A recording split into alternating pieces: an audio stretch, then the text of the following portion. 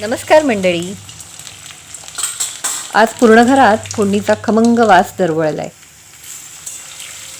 कढीपत्ता आणि मिरच्या बघा कशा छान तळल्या गेल्यात. चिवड्याचा रंग आणि फोडणी देखील एकदम परफेक्ट जमली आहे. चला तर मग बाजारात मिळणाऱ्या चिवड्यापेक्षाही टेस्टी आणि अगदी शेवटच्या दाण्यापर्यंत कुरकुरीत राहील असा परफेक्ट चिवडा फक्त 10 मिनिटात कसा बनवायचा ते आज आपण पाहूया. रेसिपी पुढे पाहण्याआधी चॅनलला सबस्क्राईब करायला विसरू नका. सर्वात आधी जाडे पोहे निवडून आणि चाळून घ्यायचे. मग ते एका कढईत टाकून छान भाजून घेऊया. पोहे सर्व बाजूनी नीट भाजले गेले पाहिजेत, म्हणून गॅसची फ्लेम कमी ठेवायची आणि कालथ्यानी सतत परतत राहायचे. हे पहा, आता मध्ये मध्ये थोडे लालसर पोहे दिसायला लागले. पोहे अजिबात करपू द्यायचे नाही. बाजारात चिवडा करण्यासाठी भाजलेले पोहे तयार मिळतात, पण पोहे असे घरी भाजून त्याचा चिवडा केला की चिवडा जितका मस्त आणि कुरकुरीत होतो तितका तो बाजारातून भाजके पोहे आणून केल्यावर नाही होत. हे पहा, आता पोहे एकदम छान भाजले गेले आहेत. मी तुम्हाला थोडेसे चुरून दाखवते. एकदम मस्त कुरकुरीत झाले आहेत. आता आपण गॅस बंद करूया. पण गॅस बंद केल्यावर देखील पोहे थोडे मध्ये मध्ये परतत राहायचे, कारण कढई गरम असल्यामुळे ते करपू शकतात. आता हिरवी मिरची आणि ताजा कढीपत्ता घेऊया आणि मिरच्यांचे बारीक तुकडे करून घेऊया. अर्धी वाटी शेंगदाणे घेऊया.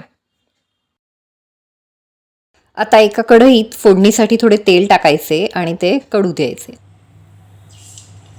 तेल कडल्यावर त्यामध्ये मोहरी टाकायची आणि मोहरी छान तडतडली की मग त्यामध्ये शेंगदाणे टाकायचे.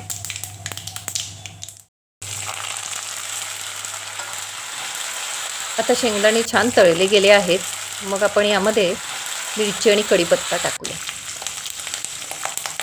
अशा इन्स्टंट रेसिपीजसाठी आमच्या इन्व्हेंटेड रेसिपीज या चॅनलला सबस्क्राईब नक्की करा.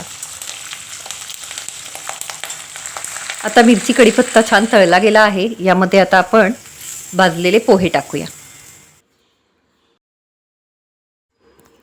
आणि आता गॅस बंद करूया.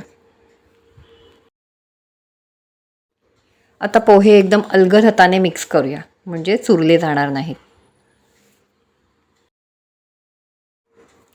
पोहे, कढीपत्ता, शेंगदाणे सर्व मिश्रण छान एकजीव झालेले आहे. आता आपण यामध्ये थोडीशी हळद टाकूया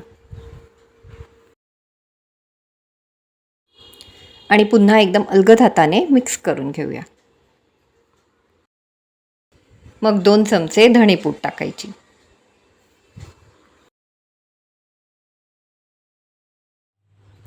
चवीपुरते मीठ टाकायचे. चिवडा पूर्ण तयार झाल्यावरच मीठ टाकायचे, मीठ आधी टाकायचे नाही. आणि सगळ्यात शेवटी 2 चमचे बारीक साखर टाकायची. पिठी साखर टाकली तरीसुद्धा चालेल.